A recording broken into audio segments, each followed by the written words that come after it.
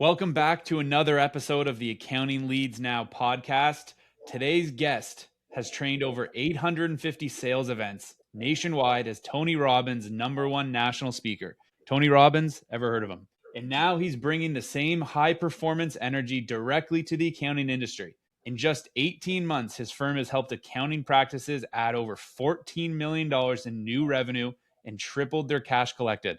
It's a pretty big number. He's the co-founder and CEO of Sell Up, the leading outsourced sales firm built specifically for accounting firms and tax advisors. And in a few weeks, he'll be taking the stage at GrowCon. Please welcome Brian Mayoral to Accounting Leads Now podcast. Brian, welcome to the show, dude. I'm so pumped you're here. I cannot wait to dive into everything that you're doing. Yeah, let's do it, brother. I appreciate the awesome introduction and so happy to be on with you as well. So let's dive right into it. We had the chance, thanks to Roger Connect, probably a year ago or a handful of months ago, we got connected. So it's cool, full circle now that we're chatting again. Tell me, now that you 18 months in, you're working, like you've niched down with the accounting space. What is the thing that you see the most that accounting firms maybe struggle with, or that hurdle they can't get past when it comes to sales? Yeah, so we've been working with accounting firms for about 3.5 years now. Started the company about 5 years ago. Kind of fell into it. We got our first 6-figure contract by selling the #1 fastest growing tax firm in the United States on Inc. 5000. And then got a call from a tax advisor who sells for Tony Robbins. And he's like, hey, can you do sales? And I'm like, yeah, we could do sales. Can you do tax advising sales? I'm like, you're asking a salesperson to understand the US tax code? No chance on God's green earth. But after some influence, he finally persuaded me to give it a shot. In the first weekend, we sold $1.4 million worth of tax plans. Is that good? I think that's decent. Yeah. And I was like, wow, this is pretty cool. And then I fell in love with it because we actually had one woman from that event text my sales team. And for anyone who doesn't know, we do outsource sales for accounting firms. We do the consultation calls and the closing for you so you don't have to, as well as we teach and educate you how to create upfront offers so you don't have to chase down proposals over and over again. We got a message from a woman and it was like a paragraph. And she said, hey, I really want to sign up for this $10,000 tax plan, but I got news from my doctor that I don't have like a long window to live here. I'm going to take that $10,000 and take myself on a dream vacation. And I was so proud of my sales professional because he was present and he texted back. His dad actually is going through a similar situation. He said, hey, I totally understand. My dad just so happens to be going through a similar situation. Based on our findings, we realistically could probably save you somewhere between $40,000 and $50,000 in taxes. Now, I will never pressure you to do something like this, but imagine what we could do if you could take your entire family on a dream vacation for the last years you have left instead of just yourself. She signed up for a tax plan. She didn't save $50,000. She saved about 40, and she went on that dream vacation. That's amazing. Now, being from the Tony Robbins world, everything has to be life-changing for me or I just don't get excited. And once I heard that, I got hooked into this space. And really over the last 6 to 12 months, we've just taken off like wildfire. What we've learned is that we're pretty dang good at calls and consultations, but we're not great in Excel spreadsheets and we're not great at understanding forecasting. So we don't try to do that. We leave that to the experts. We leave that to the tax advisors and we do what we enjoy doing. So it's been a great journey, brother. It's so interesting how you said you're really great on the sales side of things. You're really great at, well, what I'm hearing is showcasing the value, helping people make the best decision for their business, for themselves with those tax plans. Yes. But you're not the best at the spreadsheets, at the fulfillment of the accounting side. And I think that's such a strong piece to focus on is your lane, which is also what a lot of other people should be focusing on is what are they best at and what else could they just outsource? Yeah. Who, not how. So I love that you guys have come into this industry and you're just completely taking off. So how, like, what is the Tell me a little bit of how that works. Like, Yeah. Yeah. obviously, it's hard to sell everything under the roof of an accounting firm. You didn't grow up as a CPA, so knowing all those intricacies. How do you get in? And I'm guessing you build the offer. Yeah. And yeah, let's hear Great. about it. I'm just rambling on at this point. No, you're great. So for us, we learned that salespeople do really good at teaching the what, but not the how to do something. So in sales in general, when you're speaking to a client, you want to treat it like a relay race. Our job in the relay race is to run our 100 yards and then pass the baton off to the expert who will run their 100 yards. When we try and become the expert, we overrun our race and we end up having a really bad handoff. And what we found with most CPAs, accountants, and CFOs, they just know too much. Like they can get on a sales call and talk at such a high level. They're so smart that the average person, the average business owner will have to think about it. So think about this, right? Clarity sells and confusion repels. When someone who knows a lot about something, that's like Michael Jordan trying to play basketball with someone who's just learned how to dribble for the first time. They're going to seem like they're on two complete different stratospheres. And the person who just learned how to dribble might get discouraged or might get overwhelmed or might say, hey, I don't want to do this anymore. Not because it's not a great game of basketball, not because we can't get great results, but because the overwhelm of the new information that they hear on a call causes them to say, let me think about it. Hey, can you send me all of that in an email? Because that was a lot. I'm gonna review everything that you just talked about. As soon as someone says, I need to think about it, I need to review, send me an email, send me the whole thing, what they're really saying is, that was a lot of information. I like it. I'm going to digest this on my own time. And then no business owner on planet Earth has a lot of time. And so what happens? The dog eats their homework, the car breaks down, an employee leaves, and before you know it, this 2-page email that you sent them with a bunch of details on things they don't know about becomes something that they put off into the distance. And then 2 days of follow-up turns into 2 weeks, 2 months, 2 years. And so as sales professionals, we know enough about the tax code and about forecasting and about accounting to be dangerous, but not to cause danger. You hear the difference? We know 100%. enough to speak to it at a high enough level so we can educate and communicate it clearly, but we don't overrun our race. We hand the baton off when we're supposed to, if that makes sense. I love that.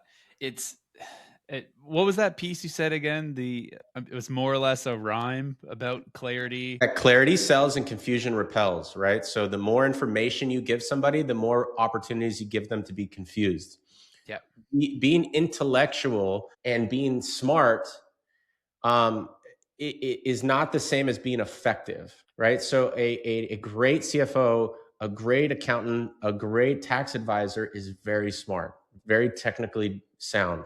Being smart is not a substitution for being effective, though. Effective on a sales call means I share enough information to have the light bulbs go off, but I don't overshare as to burn out the light. So right? why do you think that is? Why do you feel many accounting professionals get on sales calls and all of a sudden some of them feel like, oh, I don't know how to sell, but it's like you have great relationships with your clients, you know how to network, you know how to bring in referrals, you do good work, but sometimes when they get on sales calls, it's like, I need to share everything I know, otherwise I'm not going to be seen as credible. Why do you think that is, and what would you say to that accounting firm owner right now who's listening, who's like, yeah, that's me, I know I say too much? Yeah.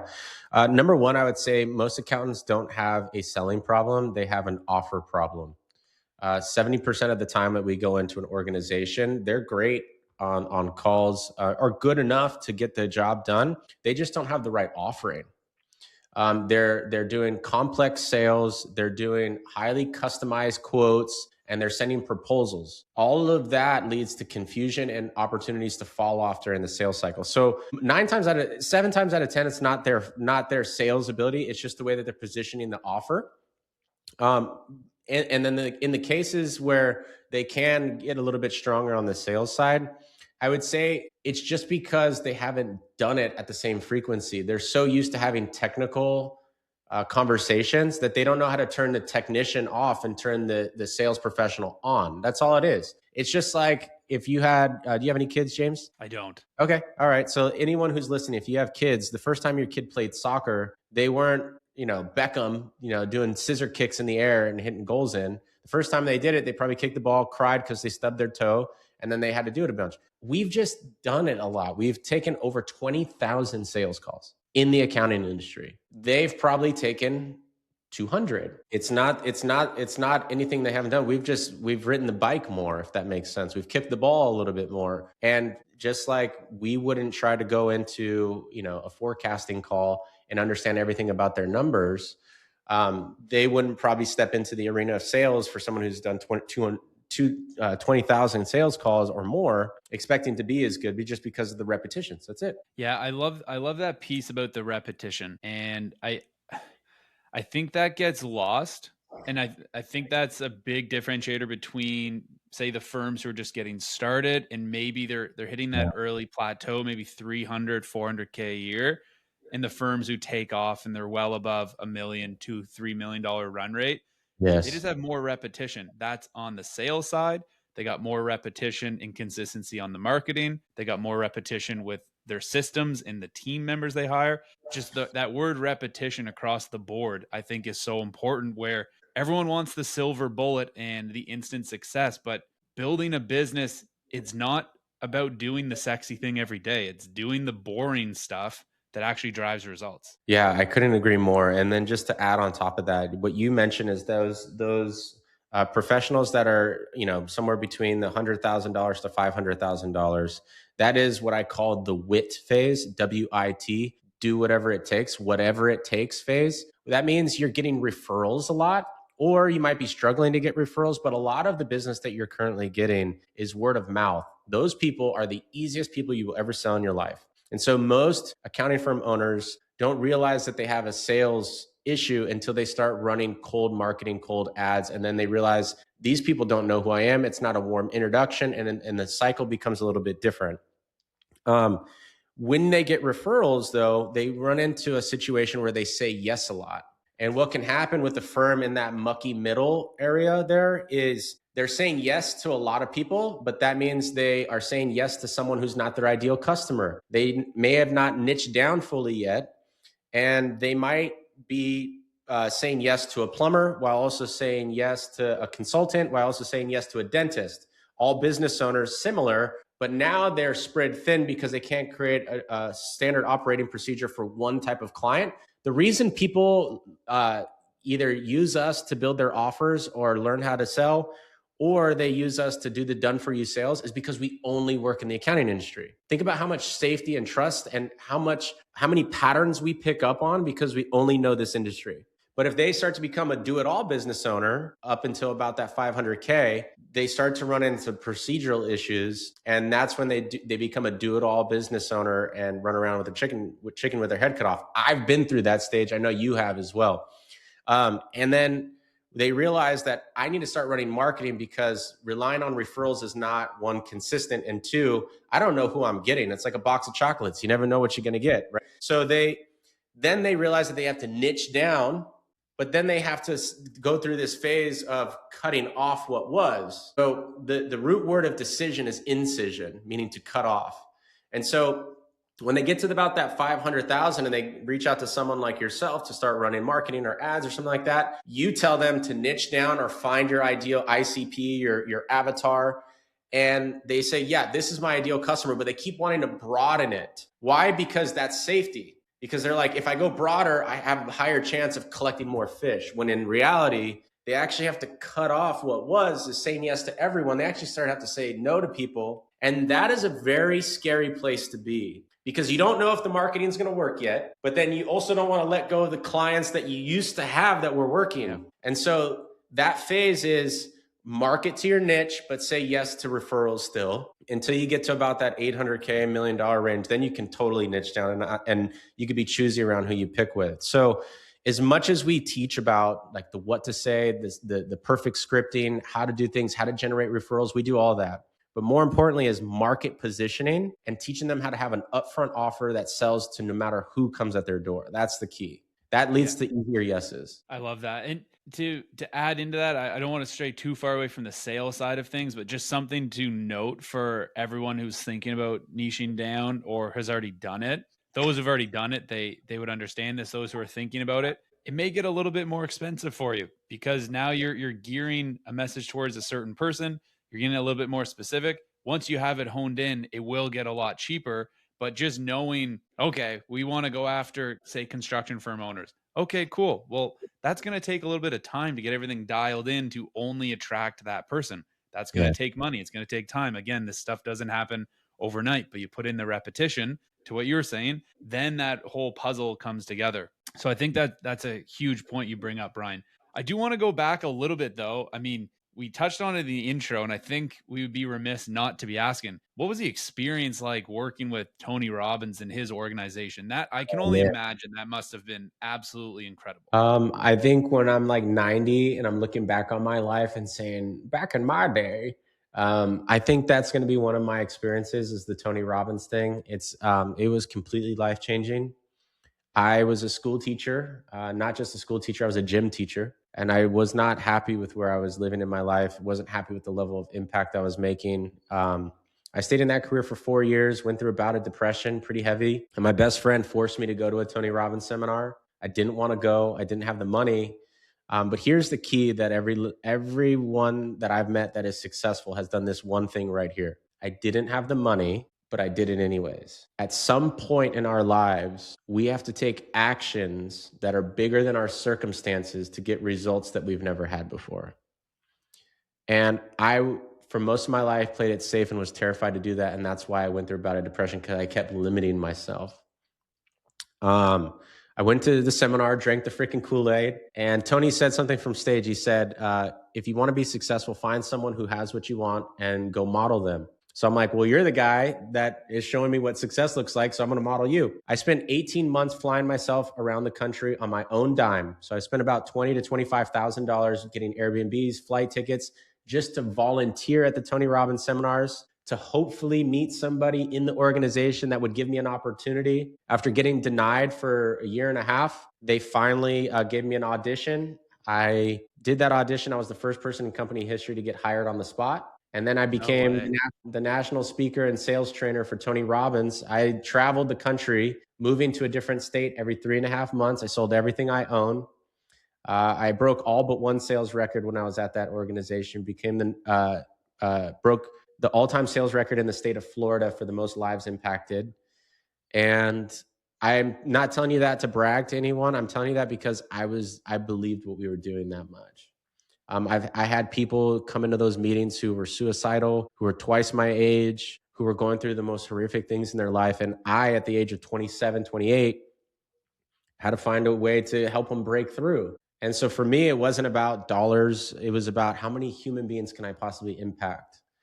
And it gave me a love for human beings that I didn't think I was capable as a young man, to just love all human beings, no matter what their background is, no matter what they're going through, and just find a way to support them. And that's the reason why I did so well at the company. I wasn't the best, but I would argue that I probably cared next to highest or higher than most people. And that lesson has carried with me into this business.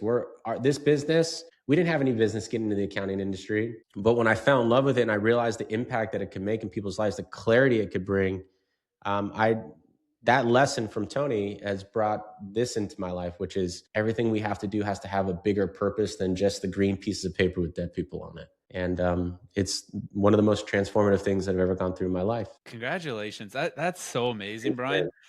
There's so much that comes up as you're saying that, but I mean, the biggest thing I'm hearing is you may not have been the most technically skilled at sales. Okay. Yeah. You cared the most, and Yeah. you believed in what you were selling, and it was bigger than what you just said at the end, the sheet of paper with dead people on it. Yeah. It wasn't full of commission breath and I'm trying to get everyone across the line so that I can eat. No. You knew I can actually help you. I want to help you. And that's why I'm going to keep putting this in front of you, because I truly believe I could help. And I think when people really get into that rhythm, that's where I would say the most successful salespeople are, because you're extremely ethical and you genuinely are able to help this individual out. It's not you selfishly looking for a commission check. Couldn't agree more. I would say 80% of sales is psychology of the person doing the persuading or doing the influencing. And when we talk to accountants, we come in and we teach them all the technical stuff. We help them change their offer. But 8 times out of 10, we eventually get to the root cause of what's causing them to tighten up when they're asking for the business, or what's causing them to tighten up when they get objections, or what's causing them to be afraid to charge more for their services, or what's causing them to be resistant around having an upfront offer. And we work through those limiting beliefs in a caring and loving way. And I literally got a text yesterday from a guy that I've been pushing pretty hard in one of our groups. Hey, you got to do this. He closed $40,000 the other day. Nice. On an upfront offer. And he was so happy, so excited. And that just brings joy to my heart because I know that's going to impact his family. He's going to be able to make a bigger difference in his business, gives him better margins, gives him a little more breathing room. So I agree with you. Honestly, I don't like most salespeople. I mean, I love the art of influence, but most salespeople do have commission breath and they are selfish. I think the best ones that I've come across, anyways, tend to be the ones who care the most and care about people the most because they're the ones that tells you when you're not the right fit. And that builds a lot of trust, is being able to say, you know what, I can make this sale right now, but because you're not the right fit, I don't think we're going to get the best outcomes. So giving yourself the ability to say no to people who are not the right fit, is being able to discern that. It makes a great sales professional. And we kind of look for that in our hiring process. One of the things that we look for is, one, have they been through something? Have they pushed through and shown resilience and the ability to think outside the box, to be resilient, to be resourceful. And then the other question is, we ask, what's your purpose for doing this? And if they don't have something deeply connected to their own story, it probably is not going to make much sense. I love that. Yeah, I feel like, and maybe just being in sales as well for a handful of years, you can tell pretty quick when someone's genuine, Yes. or when someone's like, I'm just out to make money. And a lot of it comes down to language. Like I've sold, when I was in Australia, I was selling gas and electricity door to door. Pretty cool experience. Got some funny stories there. Sold TV segments. Now running a business, obviously selling marketing packages to help different firms out, a part of different groups. And as I get on different coaching calls, it's interesting seeing some of the other either sales reps or firm owners who jump on looking for help with their own sales process. And pretty quick, it's like, cool, that guy really cares. This guy, the language he's using, he's really just trying to make money. Yeah. He's like, well, I got on and I'm battling objections, or I'm like, just battle. It shouldn't be a battle, for one. It should be a 100%. conversation. So Yes. that language, I don't know. And I think that's probably what gets in the minds of a lot of firm owners, where they're like, I'm not good at sales. Like, well, you are, because you're just having a conversation. Just remove that, like, for lack of better words, the stigma of a used car salesman, because you don't have to be that. You just have to have a conversation with someone. Yeah. And simply to add to that, I couldn't agree more. To add to that, listen, the CEO of a cereal brand doesn't know how to make the cereal, right? Like you don't have to do everything in your business either. Yep. Early on, and that first $1 million, that's tough, right? Like that first $1 million, you got to kind of wear multiple hats and all those good things. But at some point, you shouldn't be the best person at sales, because you should be focusing on growing your business. And maybe you're not the person at delivery anymore. Like that's not your job as the CEO and owner eventually. Early on in the business, you got to wear multiple hats and do that kind of thing. And, trust me, when our first couple of years, I had to do it. You've had to do it. But now we're fortunate enough to, have other people do the delivery, and I get to focus on the things I enjoy. And eventually they'll get to that point too.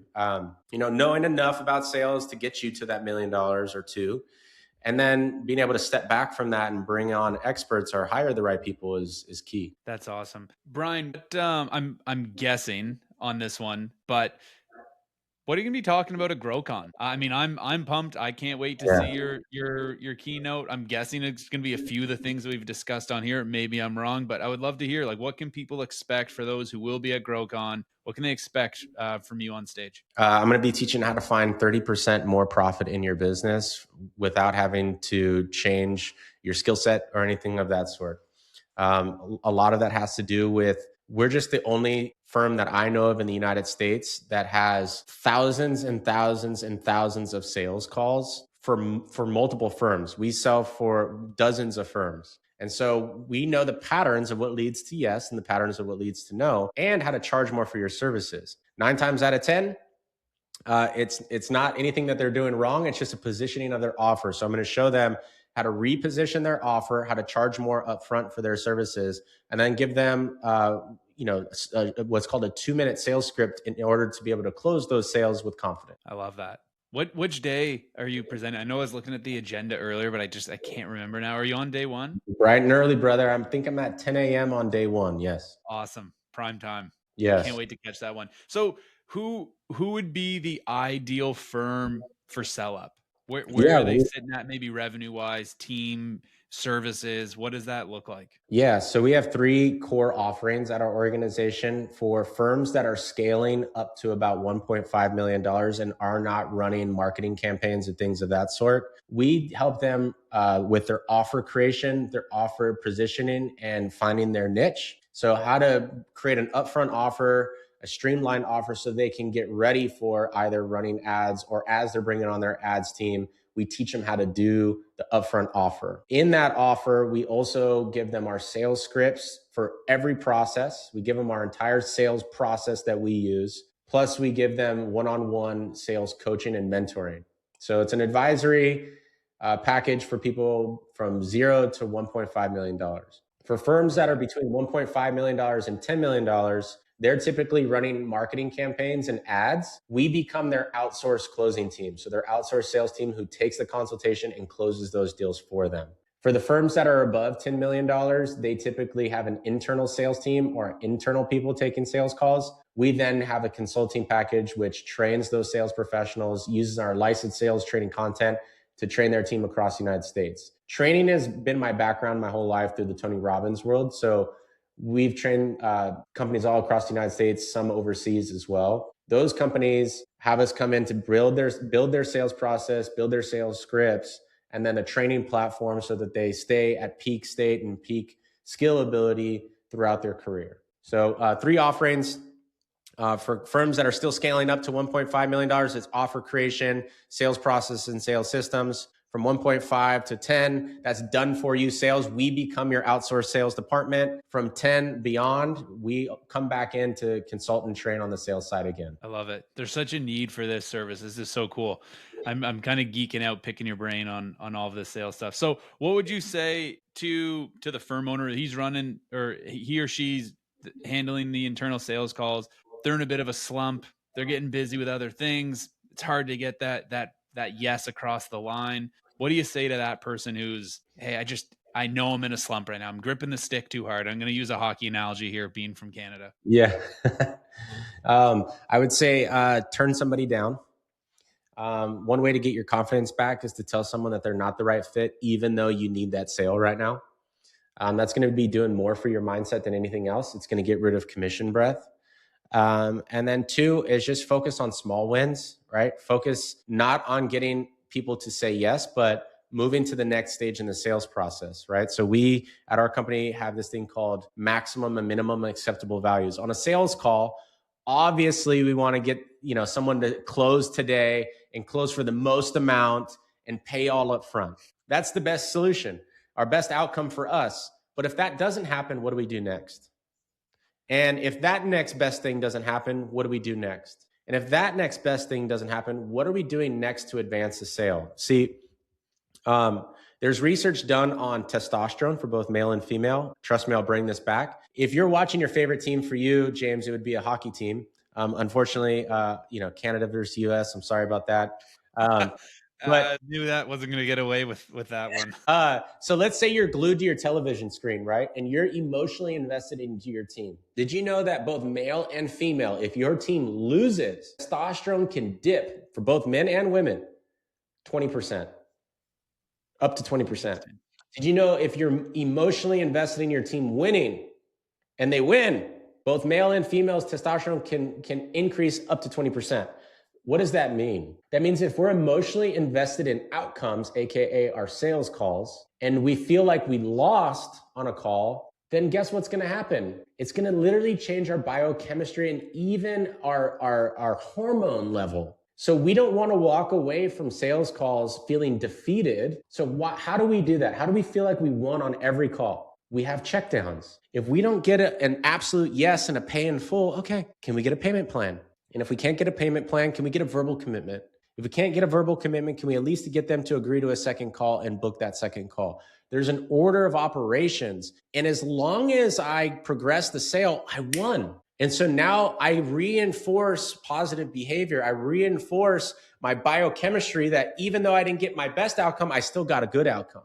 And that reinforces the idea of liking sales. You see, if most people don't like sales, it's not because sales is bad. It's because their belief around sales and the way that they set up their biochemistry around winning and losing or getting defeated or feeling like a success, you're tying that to an outcome instead of setting the game up to win in the first place. So we teach a lot of that. That's like the secondary stuff we teach. Obviously, teach them what to say, when to say it, how to say it is more important for them. But we also come in with some of these mindset tricks to kind of get their energy up around this field as well. Well, I think that's so important because you're going to take so many more no's in sales than you're ever going to take yeses. If you're taking way too many yeses, I'll argue until I die, your price is too low. If you're taking way too many yeses, your price is too low. But I really do like that piece of almost gamify it. And again, a lot of firms, you just need a system like anything else around that. So I'm so happy you touched on that. And I'd go as far as to say, Brian, my testosterone probably dropped way more than 20% when Canada lost in the finals. Sorry about that, brother, but you have a lot of reasons for that to get jacked right back up. Yeah, no, it's all good. So, Brian, I've taken a ton of your time here. I cannot wait to catch up, see you in Utah in a few weeks. How can people get a hold of you who've enjoyed this episode and want to continue the conversation with you? Yeah, wesellup.com is the website. If you just click on book now or email our team at action@wesellup.com, we will send you a referral script at no cost to you. It's how to generate more effective referrals. It's one of the things that led to me breaking the records for Tony Robbins. Just send us an email saying, hey, I heard you on the podcast, want that referral, or you can message me on any social media platform with my first and last name, Brian Mayoral. And if you type in referrals, then my team will send you a referral script. No cost to you, just for listening to CFO Chronicles here with James. Awesome. That's amazing. We'll make sure all that stuff's in the show notes so people can get a hold of you.